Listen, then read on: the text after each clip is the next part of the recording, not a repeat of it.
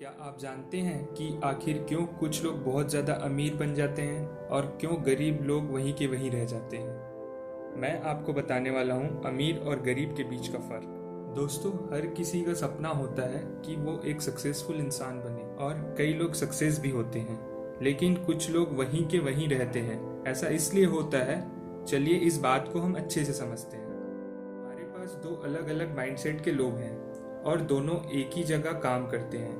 एक का नाम राम है और एक का श्याम।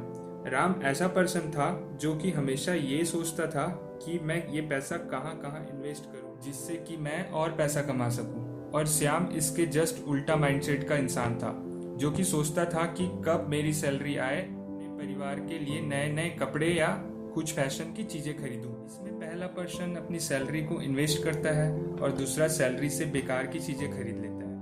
इसमें राम अपने पैसे को इन्वेस्ट करता है, जैसे कि रियल एस्टेट, शेयर्स, एफडी या सेविंग्स, जिससे कि हमें फ्यूचर में पैसे मिलने वाले हो, जिससे राम के पैसे आने का सोर्स बढ़ गया और श्याम के पैसे आने का कोई सोर्स ही नहीं है।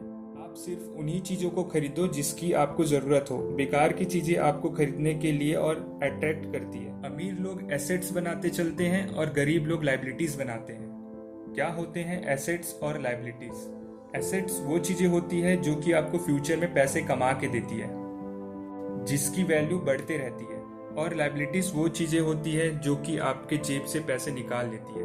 और इससे यह पता चलता है कि अमीर लोग और अमीर इसलिए होते हैं क्योंकि वो अपनी कमाई का कुछ पैसे एसेट्स बनाने में लगा देते हैं, जबकि गरीब लोग लाइबिलिटीज़ में खर्च करते हैं जो कि जेब से और पैसा ले लेता है, इसलिए गरीब और नीचे हो जाता है। एसेट्स और लाइबिलिटीज़ वर्क कैसे करता है?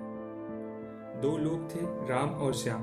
दोनों एक ही जगह काम करते थे, एक ही सैलरी में, जिसमें श्याम अपने सारे पैसे नए नए कपड़े खरीदने और फालतू की चीज़ें में लगा देते थे, जो कि उसे अमीर वाली फीलिंग देती थी। लेकिन ये चीज़ आपके जेब से पैसा कैसे निकालती है, मैं बता रहा हूँ। आप मार्केट जाते हैं और महंगे महंगे कपड़े खरीदते हैं, जिससे कि आप अमीर तो दिखोगे लेकिन अमीर बनोगे नहीं, क्योंकि आप जितने भी महंगे कपड़े खरीदो एक टाइम के बाद उसकी कोई वैल्यू ही नहीं होगी। वैसे ही अगर आप कार खरीदते हैं तो फ्यूचर में उसकी वैल्यू और कम हो जाती है, ना कि बढ़ती है। और तो चलने के लिए फ्यूल की ज़रूरत होती है और मेंटेनेंस का भी खर्चा होता है, और भी बहुत सारे इंश्योरेंस, ईएमआईज एक्सेट्रा, तो वो आपके जेब से और भी पैसा निकलवा लेता है।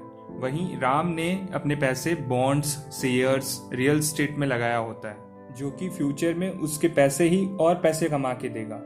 मैं आपको एक नॉर्मल आदमी और अमीर आदमी का कैश फ्लो दिखाना चाहता हूँ। एक नॉर्मल पर्सन को सैलरी मिलता है, फिर उसे फालतू की चीजों में खर्च कर देता है, जिससे कि वो अपनी लायबिलिटी खुद बनवा लेता है, जैसे कि महंगी कार, बाइक, ऐसी चीजें जिसकी वैल्यू फ्यूचर में कम होगी। जबकि एक अमीर आदमी का कैश फ्लो इस प्रकार होता है, पहले सैलरी या इनकम होता है, फिर उससे वो एसेट्स बनाते हैं और फिर फ्यूचर में वो एसेट्स पैसे बना के देते हैं और एसेट्स से आए हुए पैसे को वो खर्च करते हैं।